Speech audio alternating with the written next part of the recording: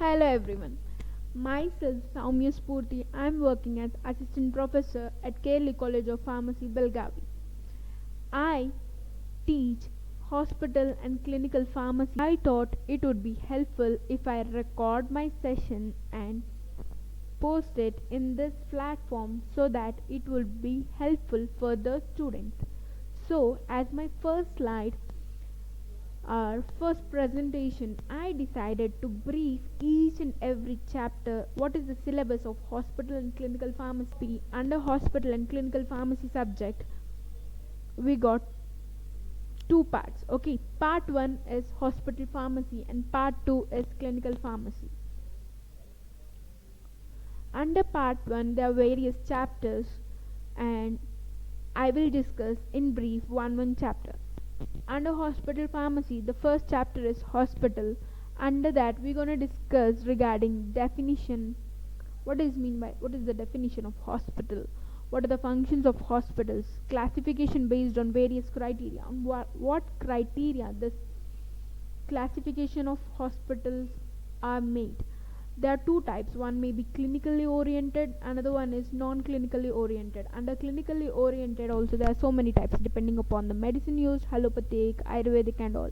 Then depending upon specialization like ENT, cancer hospitals, then depending upon the research and training activities like AIIMS Delhi, JIPMER, otherwise normal hospitals, okay, which just treat the patients, are, we can say, like, there are such types of hospitals like where the primary objective is to give the patient care. Other than giving the patient care, even training the interns and conducting the research activities will become the major goals of research oriented hospitals.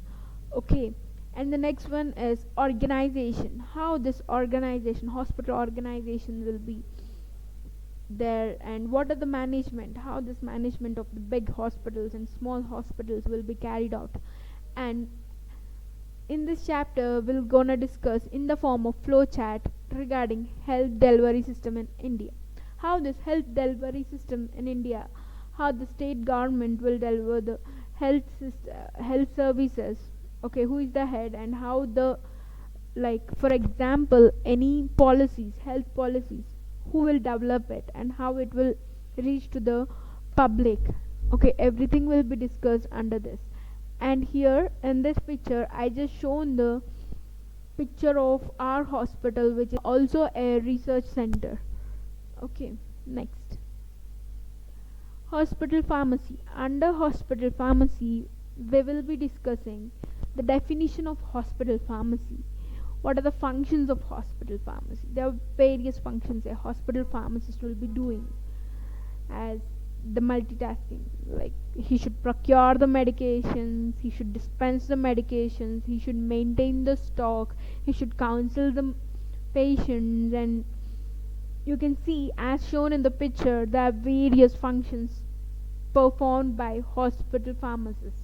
And the next one is objectives of hospital pharmaceutical services. What are the objectives of this hospital pharmaceutical services? What is the major objective? Then layout, location. Okay, where this, I think, moreover, you people, whenever we go to any hospital, mostly the hospital pharmacy will be there beside the main door, otherwise in front, where the patients can access it easily. Okay, and layout, how it will be there, what and all the requirements, and flowchart of materials and men, and personnel and facilities requirements, including equipments based on individual and basic needs. Okay, what are the personnel and facilities requirements, including equipments based on individual and basic needs. Requirements and abilities required for hospital pharmacists. What are the requirements? If I want to work as hospital pharmacist, I need a diploma degree, otherwise I need a B Pharma graduate degree, otherwise as M Pharma graduate can also work as hospital pharmacist and will be paid well, because more the way when we are searching for a job, we always think about pay, right? Or as my personally, I am PharmD graduates who are highly qualified, I believe, can work as a hospital pharmacist. Okay, what are the requirements and what are the abilities required for hospital pharmacists? He should know the enter knowledge of uses, indications of the drugs, drug interactions, and mechanism of action of the drugs and available doses and all. Okay, what are the information he needs? Everything will be discussed in brief in my coming slides. The next one is drug distribution system in hospital. Okay, never wonder the hospital will be so big. Just imagine 1500 bedded hospital or 2000 bedded hospital, and they will be having so many floors. Okay, in each floor the inpatients and outpatients will be there. Before coming to inpatients and outpatients, let me tell you, outpatients are the patients who will come with any illness or chief complaints to the doctor and will get diagnosed, and the doctor will prescribe the prescription and it will be filled in the hospital pharmacy counter, okay, by the hospital pharmacist, and he will be returning to the home because he don't stay at hospital. Inpatient services are the services provided to the patients who will stay in the hospital, okay, where these patients will come and will get admitted maybe in the emergency ward or any other wards, okay, due to any chronic illnesses or emergency treatments, okay. And the services, the hospital pharmacy services provided to this inpatients, okay, how the drug distribution system in hospital works and how this drug distribution will be there for outpatient services, okay. In case of outpatient, the patient will come, consult the doctor will give the prescription, then there he will go to the hospital pharmacy present nearby the consultation room, and the hospital pharmacist will dispense or fill the prescription and counsel the patients regarding what and all the drugs he are taking and what is the frequency of the drugs and possible patient counseling points. And then in coming to the inpatient services, the pharmacist in inpatient services what gonna do, like in every ward, whether to maintain the floor stock system, whether it is centralized or it is unit dose dispensing and all, there are so many types in this, will be discussed in brief. In this chapter you're going to discuss about types of services, detailed discussion of unit dose system, floor ward stock system. Unit dose dispensing is nothing but the attender, okay, the patient's attender will take the medication, okay, and he will bring it, prescription will be written by the doctor and in the inpatients, and he will go to the pharmacy of inpatient pharmacy, then he will take fill the prescription and he will come back, okay. There are certain advantages and disadvantages of it, and floor ward stock system, there are certain advantages and disadvantages of it. And next one is satellite pharmacy services. What is the satellite pharmacy services? Okay, there are small pharmacies present in every floor in very big hospitals, those will come under satellite pharmacy services. And next one is central sterile services. In big hospitals, in every hospital, 1000 bedded hospitals where operation theaters will be there, everything should be sterilized, okay. And in this COVID condition, we know what is the importance of the sterilization, yes or no. This central sterile services will provide all the materials required for operation theaters, in the sterile materials, okay, sterile gowns, sterile everything, okay, what and all. And what is the layout of the central sterile services, and who will be, like, whether the pharmacist or the nurse or the physician, who will take care of the central sterile services, and what type of management will be there, and what and all the layout should be there, everything will be discussed in that. Next one is bedside pharmacy, and the new concept, and it became old concept in India to now. Next one is manufacturing. Coming to the manufacturing, there are two types. One is economical considerations, next one is estimation of demand. Then next one is sterile manufacturing. What is the sterile manufacturing? All the parenterals will come under sterile manufacturing. What are these parenterals? Parenterals are the drugs which are given directly to the blood. Okay, all these IV injections will come under parenterals. There are two types: large volume parenterals and small volume parenterals. And how it will be packed, whether in plastic vials or they use glass, or in plastic also there are so many types. Okay, and what type of glass, borosilicate glass, what is used for packing, and what are the requirements and facilities to manufacture the sterile parenterals.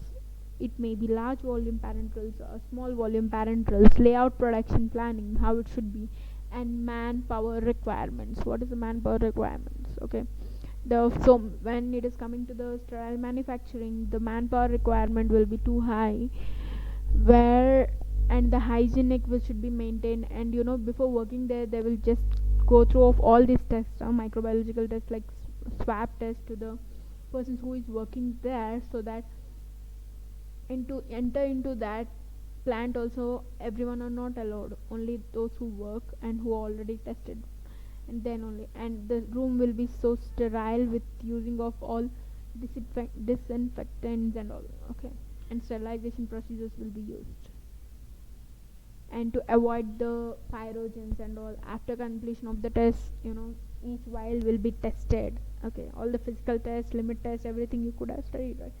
And this microbiological test, everything will be conducted. Next one is non-sterile manufacturing. Under this, liquid orals. What is the classification of liquid orals? Externals: bulk, concentrates, procurement of stores, and testing of raw materials will be done. Next one is nomenclature and uses of surgical instruments, hospital equipment, and health accessories. You're gonna study all the nomenclature. Why you should study this nomenclature and uses of surgical instruments? As after completion diploma second year, you will be working in a hospital or in a pharmacy. You should know all the nomenclature. What are the scissors types? What are the sutures, and what is the nomenclature of each and every instrument used in the hospital surgical room, so that you will be well versed with it. Okay, so that they will come to buy in. And next one is the minimum thing. As a healthcare team, we should know name of the hospital equipments and health accessories. Okay, MRI was there here, and ECG, etc. Next. Okay, it's looking so fashionable, right? Yeah, this PTC is Pharmacy Therapeutic Committee. Okay, which will, in every hospital there will be PTC committee. Okay, Pharmacy Therapeutic Committee. Okay, in every hospital this PTC committee will be there. It consists of 3 physicians and a nurse and a pharmacist. The pharmacist will be acting as a secretary.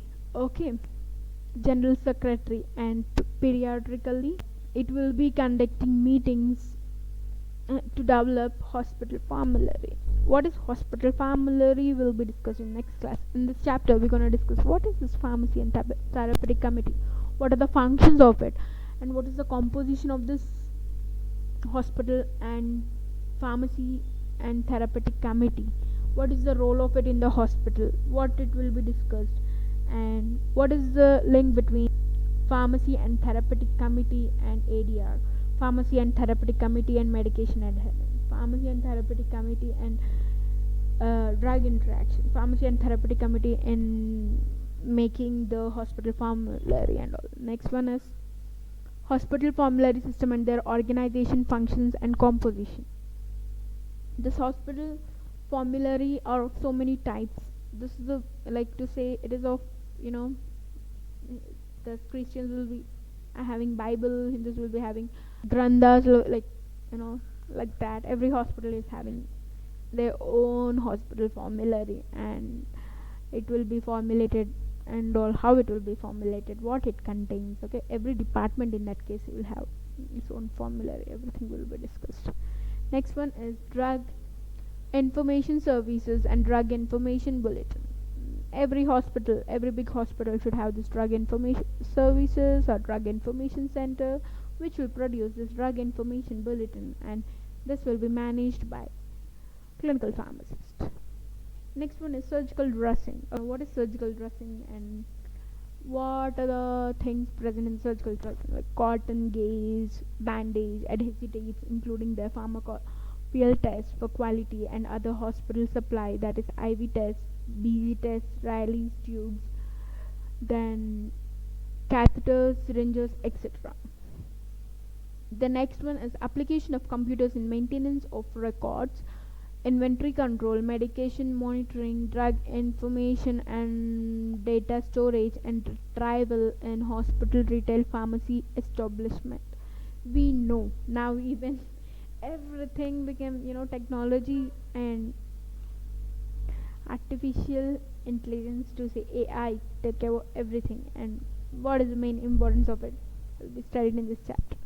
Next one is part 2, that is clinical pharmacy. Under this we're going to discuss what is meant by clinical pharmacy, what is the definition, what the clinical pharmacist, what this pharmacist exactly do in the hospital, in wards, how he gonna assist the physician, everything will be, and his roles will be studied in this chapter. Next one is modern dispensing aspects. Under modern dispensing aspects, it's not only just dispensing. Now the role of the pharmacist changed. Okay, where everyone's role changed with time, right? Before they used to, long ago, before 100 years I think so, the pharmacist will compound the medication, he will prepare the medication. Later the pharmaceutical companies and all, the pharmacist job reduced to just to give the medications. Now the new pharmacist role is to dispense the medications, counseling the patients and advising for the use of common drugs and medication history. Before giving the medication, collecting the what are the past medical history and medication history he is taking, and what are the possible OTC drugs and what are the side effects of it, and counseling the patients regarding the drugs and lifestyle modifications became the new trend and new need or job community or hospital pharmacists. Common daily terminology used in the practice of medicine. Okay, what are this?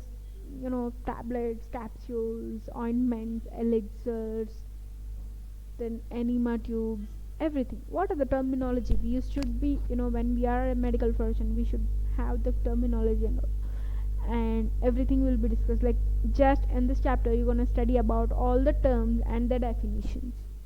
And next one is, this is my favorite chapter, where you're gonna study about disease manifestations, pathophysiology, including silent features to understand the diseases like tuberculosis, like hepatitis, rheumatoid arthritis, cardiovascular diseases, epilepsy, diabetes, peptic ulcer, and hypertension. These are the chapters mentioned in your syllabus, and we'll have a brief note on all these chapters. What is the definition? Etiology is nothing but the causes.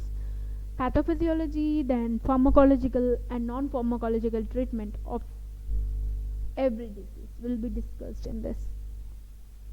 Next one is physiological parameters with their significance. Coming to the physiological parameters with their significance, each and every physiological parameter will be discussed. What are the normal values and what are the abnormal values? What if, for example, hemoglobin, like if decreased hemoglobin count causes to anemia, and what is the normal count in adults, and what is the normal count in children, what is the normal count in males, what is the normal count in females, like that.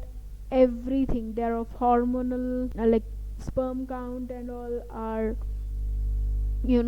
another one, BP measurements, then ECG measurements, everything, DLC, differential leukocyte count, then complete blood report, everything will be discussed. What are the normal values and what are the abnormal values, what is the significance with increase and decrease, and what are the possible diseases the patient might have will suffer. And the next one is drug interactions. Under drug interactions, when two drugs are given at a time, when two or three drugs are given at a time, what are the possible drug interactions, when they will inhibit the effect of other, they will excel the effect of other drugs. What are the mechanisms behind the drug interactions, and what are the food drug interaction? Example, warfarin and vitamin K rich food should not be given together.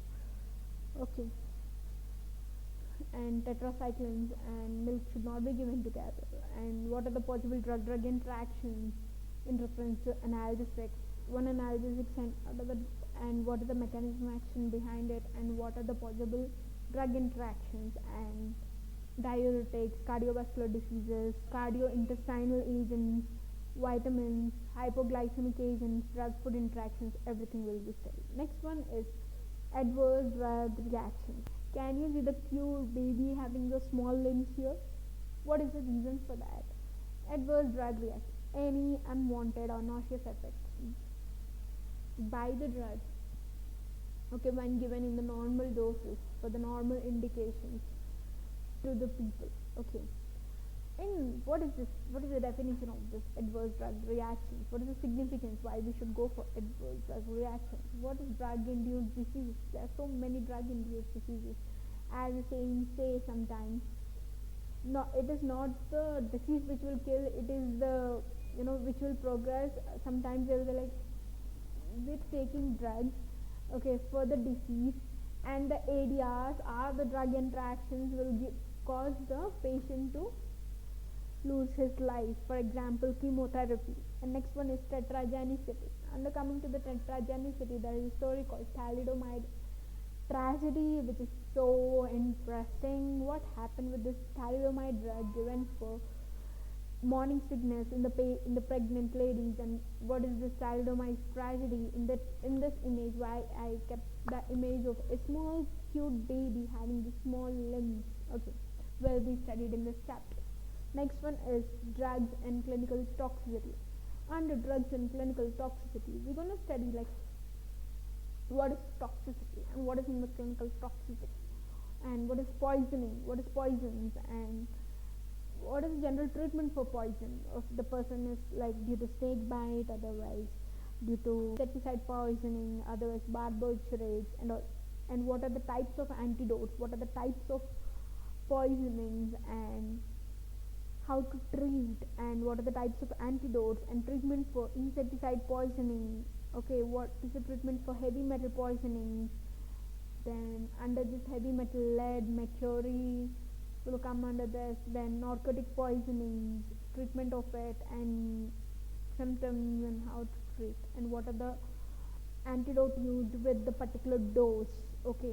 And barbiturate poisonings, organophosphorus poisonings will be discussed in this. Next one is drug dependency. Under drug dependency, we will be studying the definitions of what is meant drug habituations, like taking tea daily, one of coffee, we feel like headache, right? And what is drug addiction, like cigarettes and alcohol. What is drug abuse, like morphine and commonly abused drugs, morphine, cocaine, and all. What is the complications and how to treat for this abused drugs and drug addictions, like de-addictions, when the person who is taking alcohol daily and he suddenly stop it, what will happen to them, and what are the withdrawal symptoms, what is mean by physical dependency, what is mean by psychological dependency, what is the difference between both, okay, what is the difference between drug dependency and drug addiction, drug habituation and drug abuse,